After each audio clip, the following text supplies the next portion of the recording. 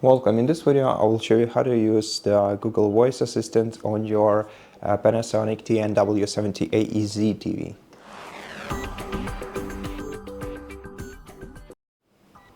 So first of all, let's make sure that the Google Assistant is enabled. To do that, let's press the Settings button on the remote control, go to All Settings, then let's go to Privacy menu, and then let's go to Google Assistant. Now here, make sure that the voice control is enabled. Also, you can enable personal results here. You can select searchable apps, so the apps through which your Google Assistant will be able to search. And you can also enable the Save Search filter in this menu. So to use your Google Assistant, you're going to have to press and hold the microphone button, which is located right above your home button and below the mute button.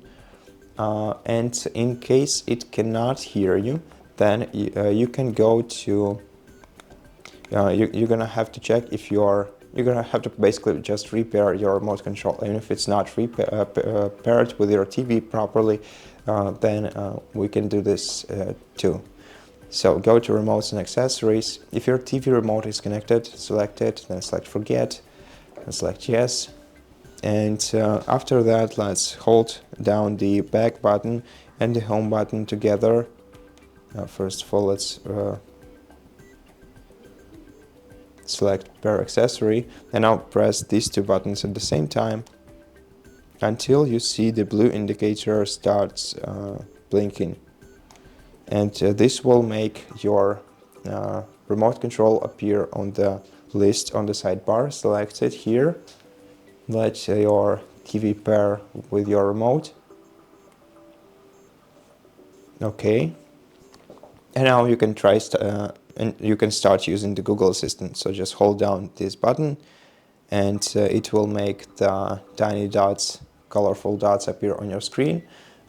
Once you see them, that means that you can start speaking to your remote control and giving commands to your voice assistant. Now, if your remote control cannot hear you, then just restart your TV afterwards. Hold down the power button for a couple of seconds, select OK, let your TV turn off, then turn it back on again, and this will solve the issue by clearing the temporary memory. Now, what commands you can give to your voice assistant? For example, you can ask it about the weather. So what's the weather like today? Right now in Krakow, it's 33 degrees and partly cloudy. Tonight, and it will give you the forecast for today, for this week, for a couple for a few next days.